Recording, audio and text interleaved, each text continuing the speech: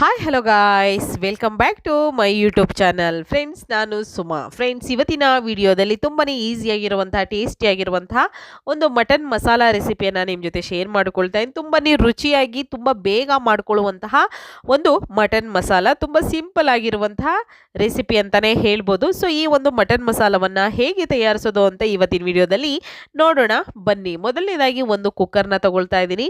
ಕುಕ್ಕರಿಗೆ ಒಂದು 3 table spoon ಆಗುವಷ್ಟು ಅಡುಗೆ ಎಣ್ಣೆಯನ್ನು ಸೇರಿಸ್ಕೊಳ್ತಾ ಇದ್ದೀನಿ. ಸೊ ಮಟನ್ನಲ್ಲಿ ಸ್ವಲ್ಪ ಚರ್ಬಿ ಜಾಸ್ತಿ ಇದ್ದರೆ ಎಣ್ಣೆಯನ್ನು ಕಮ್ಮಿ ಉಪಯೋಗಿಸಿ. ಮಟನ್ನಲ್ಲಿ ಚರ್ಬಿ ಕಮ್ಮಿ ಇದೆ ಅಂತ ಅನ್ನೋದಾದರೆ ಎಣ್ಣೆ ಜಾಸ್ತಿ ಉಪಯೋಗಿಸ್ಬೇಕು. ಮಟನಲ್ಲಿ ಜಾಸ್ತಿ ಚರ್ಬಿ ಇದೆ ಅಂದರೆ ಎಣ್ಣೆ ಕಮ್ಮಿ ಉಪಯೋಗಿಸ್ಬೇಕಾಗುತ್ತೆ. ಓಕೆ, ಸೊ ಈಗ ನಂತರ ನಾನು ಮತ್ತೆ ಇದಕ್ಕೆ ಈರುಳ್ಳಿಯನ್ನು ಹಾಕ್ಕೊಳ್ತಾ ಇದ್ದೀನಿ. ಒಂದು 2ರಿಂದ 3 ಈರುಳ್ಳಿಯನ್ನು ನಾನು ಉದ್ದುದವಾಗಿ ಕಟ್ ಮಾಡಿ ಅದನ್ನು ಫ್ರೈ ಮಾಡ್ಕೊಳ್ತಾ ಇದ್ದೀನಿ. ತುಂಬಾ ಈಸಿಯಾಗಿ ಮಾಡ್ಕೊಳ್ಳುವಂಥ ಒಂದು ಮಟನ್ ಮಸಾಲ. ಫ್ರೆಂಡ್ಸ್, ನೀವ್ಯಾರಾದರೂ ಫಸ್ಟ್ ಟೈಮ್ ನನ್ನ ಚಾನಲ್ಗೆ ವಿಸಿಟ್ ಮಾಡಿದರೆ ಪ್ಲೀಸ್ ಚಾನಲ್ನ ಸಬ್ಸ್ಕ್ರೈಬ್ ಮಾಡ್ಕೊಳ್ಳಿ, ಹಾಗೆ ಲೈಕ್ ಮಾಡಿ ಮತ್ತು ಹೆಚ್ಚೆಚ್ಚು ಶೇರ್ ಮಾಡಿ ಫ್ರೆಂಡ್ಸ್. ಹಾಗೆ ನಿಮಗೆ ಯಾವುದೆಲ್ಲ ನಾನ್ ವೆಜ್ ರೆಸಿಪಿ ಬೇಕೋ ದಯವಿಟ್ಟು ಕಾಮೆಂಟ್ ಸೆಕ್ಷನಲ್ಲಿ ತಿಳಿಸಿ. ಖಂಡಿತವಾಗ್ಲೂ ಈ ಒಂದು ಚಾನಲಲ್ಲಿ ನಾನು ನಾನ್ ವೆಜ್ ರೆಸಿಪಿಯನ್ನು ಶೇರ್ ಮಾಡ್ತೀನಿ. ಓಕೆ, ನಂತರ ಒಂದು 2 ಹಸಿರು ಮೆಣಸಿನಕಾಯಿನ ಕೂಡ ನಾನು ಹಾಕ್ಕೊಳ್ತಾ ಇದ್ದೀನಿ. ಇಷ್ಟನ್ನು ಕೂಡ ಚೆನ್ನಾಗಿ ಫ್ರೈ ಮಾಡ್ಕೊಳ್ಳೋಣ. ಈರುಳ್ಳಿ ಮತ್ತು ಹಸಿರು ಮೆಣಸಿನಕಾಯಿ ಎರಡನ್ನು ಕೂಡ ನಾನು ಫ್ರೈ ಮಾಡ್ಕೊಳ್ತಾ ಇದ್ದೀನಿ.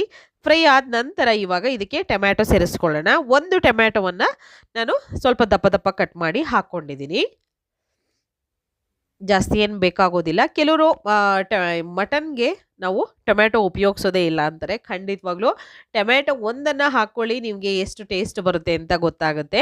ಈಗ ನೋಡಿ, ಟೊಮ್ಯಾಟೊ ಎಲ್ಲ ಚೆನ್ನಾಗಿ ಬೆಂದಾಗಿದೆ. ಅದಾದ ನಂತರ ಅದನ್ನು ಒಂದು ತಟ್ಟೆಗೆ ತೆಗೆದಿಟ್ಕೊಂಡು ಮತ್ತೆ ನಾನು ಇದೇ ಕುಕ್ಕರ್ಗೆ ಒಂದು 2 ಸ್ಪೂನು ಎಣ್ಣೆಯನ್ನು ಹಾಕ್ಕೊಂಡಿದ್ದೀನಿ. ಅದಾದ ನಂತರ ಸಾಸಿವೆ, ಸ್ವಲ್ಪ ಈರುಳ್ಳಿಯನ್ನು ಹಾಕ್ಕೊಂಡಿದ್ದೀನಿ. ಒಂದು ಅರ್ಧ ಈರುಳ್ಳಿ ಅಂತ ಹೇಳೋಣ, ಮತ್ತೊಂದು ಅರ್ಧ ಟೊಮ್ಯಾಟೊ ಇಷ್ಟನ್ನು ಕೂಡ ಹಾಕ್ಕೊಂಡಿದ್ದೀನಿ ಒಗ್ಗರಣೆಗೆ ಅಂತ.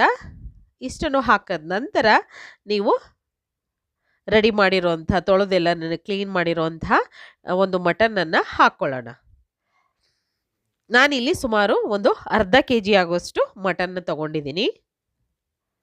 ನೋಡ್ತಾ ಇದ್ದೀರಲ್ಲ, ನೀಟಾಗಿ ವಾಶ್ ಮಾಡಿಕೊಂಡು ನಾವು ಮಟನ್ ಪೀಸನ್ನು ಈ ಒಂದು ಕುಕ್ಕರ್ಗೆ ಹಾಕ್ಕೊಳ್ತಾ ಇದ್ದೀವಿ.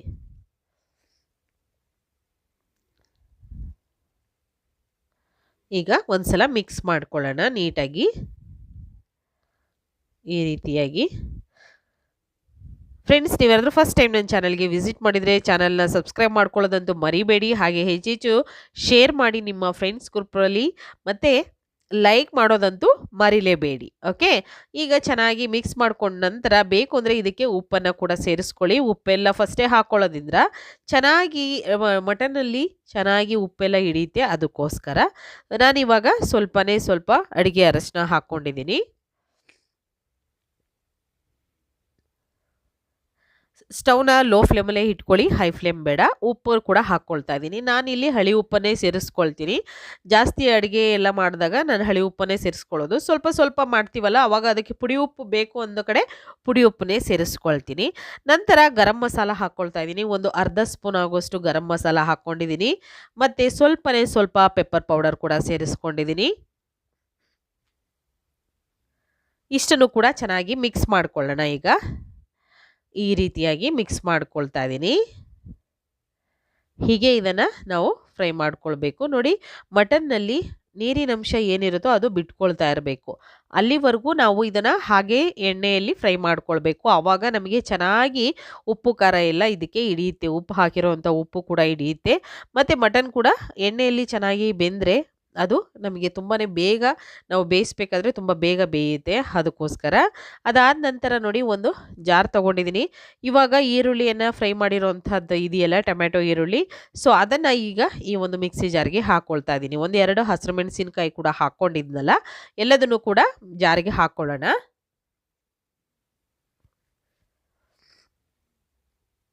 ಈ ರೀತಿಯಾಗಿ ಹಾಕ್ಕೊಂಡ ನಂತರ ನಾವು ಸ್ವಲ್ಪ 1 ಸ್ಪೂನ್ ಆಗುವಷ್ಟು ಕಡಲೆಯನ್ನು ಹಾಕ್ಕೊಂಡಿದ್ದೀನಿ. ಜಾಸ್ತಿ ಏನು ಬೇಕಾಗೋದಿಲ್ಲ. ಕೆಲವರೆಲ್ಲ ಅಕ್ಕಿ ಎಲ್ಲ ಉಪಯೋಗಿಸ್ತಾರೆ, ಆದರೆ ಇಲ್ಲ, ನಾನು ಒಂದು ಸ್ವಲ್ಪ ಕಡಲೆ ಹಾಕ್ಕೊಂಡಿದ್ದೀನಿ. ಶುಂಠಿ ಬೆಳ್ಳುಳ್ಳಿ ಪೇಸ್ಟು 1 ಸ್ಪೂನ್ ಆಗುವಷ್ಟು ಹಾಕ್ಕೊಂಡಿದ್ದೀನಿ. ಅದಾದ ನಂತರ ಸ್ವಲ್ಪ ಕೊತ್ತಂಬರಿ ಸೊಪ್ಪನ್ನು ಕೂಡ ಹಾಕ್ಕೊಳ್ಳೋಣ. ಇಷ್ಟನ್ನು ಹಾಕಿ ನಾವು ಸ್ವಲ್ಪ ಇದಕ್ಕೆ ನೀರನ್ನು ಹಾಕ್ಕೊಂಡು ನೀವು ಗ್ರೈಂಡ್ ಮಾಡ್ಕೊಂಬರ್ಬೋದು. ಅಥವಾ ಅಚ್ಕಾರದ ಪುಡಿಯನ್ನೆಲ್ಲ ಇದಕ್ಕೆ ಸೇರಿಸ್ಕೊಳ್ತೀವಿ ಅಂದರೆ ಸೇರಿಸ್ಕೋಬೋದು. ಅಥವಾ ನೀವು ಮಟನಿಗೆ ಹಾಕ್ಕೊಳ್ತೀವಿ ಅಂದರೆ ಡೈರೆಕ್ಟ್ ಅದಕ್ಕೂ ಕೂಡ ಹಾಕ್ಕೊಳ್ಬೋದು. ನಾನು ಈಗ ರುಬ್ಬೋದಕ್ಕೆ ಹಾಕ್ಕೊಂಡಿದ್ದೀನಿ. 1 ಸ್ಪೂನ್ ಆಗೋಷ್ಟು ಧನಿಯಾ ಪೌಡರ್ ಹಾಕ್ಕೊಂಡಿದ್ದೀನಿ. ನಂತರ ಖಾರಕ್ಕೆ ಅನುಗುಣವಾಗಿ ಅಚ್ಕಾರದ ಪುಡಿಯನ್ನು ಹಾಕ್ಕೊಳ್ಳೋಣ. ಒಂದು 2 ಸ್ಪೂನ್ ಆಗೋಷ್ಟು ಅಚ್ಕಾರದ ಪುಡಿಯನ್ನು ನಾನು ಸೇರಿಸ್ಕೊಳ್ತೀನಿ. ನಿಮ್ಮ ಖಾರಕ್ಕೆ ಅನುಗುಣವಾಗಿ ತಗೊಳ್ಳಿ. ಸೊ ನನಗೆ ಸ್ವಲ್ಪ ಖಾರವಾಗಬೇಕು ಅಂತ ಹೇಳಿ ನಾನು 2 ಸ್ಪೂನ್ ಹಾಕ್ಕೊಂಡಿದ್ದೀನಿ. ನಂತರ ಇವಾಗ ಸ್ವಲ್ಪ ನೀರನ್ನು ಹಾಕ್ಕೊಳ್ಳೋಣ. ಇದಕ್ಕೆ ಕಾಯಿಯನ್ನು ಹಾಕ್ಕೊಳ್ತಾ ಇದ್ದೀನಿ. ಒಂದು 2ರಿಂದ 3 ಸ್ಪೂನ್ ಆಗುವಷ್ಟು ಕಾಯಿ. ಜಾಸ್ತಿ ಕಾಯಿ ಮಟನ್ ಸಾರಿಗೆಲ್ಲ ಕೆಲವರು ಸಾಂಬಾರು ಜಾಸ್ತಿ ಬೇಕು ಅಂದರೆ ನಮಗೆ ಕಾಯಿಯನ್ನು ಜಾಸ್ತಿ ಹಾಕ್ಕೊಳ್ಬೇಕು ಅಂತಾರೆ. ಖಂಡಿತವಾಗ್ಲೂ ಅಲ್ಲ ಫ್ರೆಂಡ್ಸ್, ಜಾಸ್ತಿ ಕಾಯಿ ಹಾಕ್ಕೋಬೇಡಿ. ಕಾಯಿ ಹಾಕಿದ್ರೆ ಕಾಯಿ ಬಜ್ಜಿ ಥರ ಅನಿಸ್ಬಿಡುತ್ತೆ. ಸ್ವಲ್ಪ ಕಾಯಿ ಹಾಕ್ಕೊಳ್ಳಿ. ಸ್ವಲ್ಪ ನೀರು ಹಾಕ್ಕೊಂಡು ನಾನು ನುಣ್ಣಗೆ ಇದನ್ನು ಗ್ರೈಂಡ್ ಮಾಡ್ಕೊಂಡು ಬಂದಿದ್ದೀನಿ. ಈರುಳ್ಳಿಯನ್ನು ಜಾಸ್ತಿ ಉಪಯೋಗಿಸಿದ್ರೆ ಸಾಕು. ಈರುಳ್ಳಿ ಚೆನ್ನಾಗಿ ಬೇಯಿಸಿ ಹಾಕ್ಕೊಂಡ್ರೂ ಕೂಡ ನಮಗೆ ಅಷ್ಟು ಟೇಸ್ಟ್ ಬರುತ್ತೆ. ಕಾಯಿ ಕೂಡ ಜಾಸ್ತಿ ಹಾಕ್ಕೊಂಡ್ರೆ ಅಷ್ಟು ಚೆನ್ನಾಗಿ ಬರೋದಿಲ್ಲ ಮಟನ್ ಸಾಂಬಾರ್ಗೆ. ಈಗ ನೋಡಿ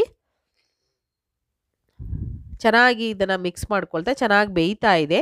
ಸೊ ಈಗ ಗ್ರೈಂಡ್ ಮಾಡಿರೋಂಥ ಒಂದು ಮಸಾಲೆಯನ್ನು ಇದಕ್ಕೆ ಹಾಕ್ಕೊಳ್ಳೋಣ.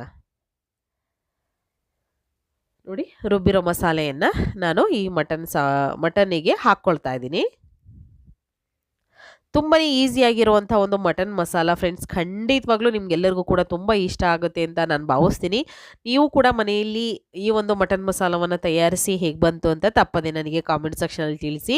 ಈಗ ಇದನ್ನು ಮಿಕ್ಸ್ ಮಾಡ್ಕೊಳ್ತಾ ಇದ್ದೀನಿ. ಮಿಕ್ಸ್ ಮಾಡಿಕೊಂಡು ಇದನ್ನು ಸ್ವಲ್ಪ ಹಾಗೆ ಬೇಯೋಕ್ಕೆ ಬಿಟ್ಬಿಡೋಣ. ನಾವು ಜಾಸ್ತಿ ನೀರು ಹಾಕ್ಕೊಳ್ಳೋದು ಬೇಡ. ಫಸ್ಟಿಗೆ ಈ ರೀತಿ ಚೆನ್ನಾಗಿ ಮಸಾಲೆ ನಮಗೆ ಬೇಯಬೇಕು. ಮೇಯ್ನು ಬೆಂದಾದ ನಂತರ ನಾವು ಇದಕ್ಕೆ ನೀರನ್ನು ಹಾಕ್ಕೊಳ್ಬೇಕಾಗುತ್ತೆ. ಈಗ ಸ್ವಲ್ಪ ನೀರನ್ನು ಹಾಕ್ಕೊಳ್ತೀನಿ. ಎಷ್ಟು ಬೇಕು ನೋಡಿಕೊಂಡು ಹಾಕ್ಕೊಳ್ಳಿ.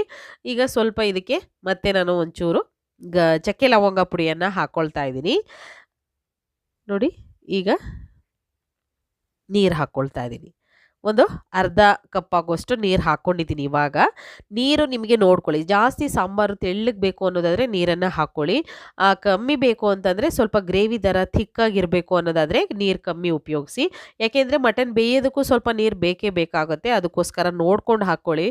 ಒಂದೇ ಸಲ ಜಾಸ್ತಿ ನೀರು ಹಾಕ್ಕೊಳ್ಳೋಕೆ ಹೋಗಬೇಡಿ. ಎಷ್ಟು ಬೇಕು ಮಟನ್ ಸ್ವಲ್ಪ ಮುಳುಗಿ ಇನ್ನೊಂದು ಚೂರು ಅದ್ರ ಮೇಲೆ ಒಂದು ಸ್ವಲ್ಪ ನೀರು ಹಾಕ್ಕೊಳ್ಳಿ.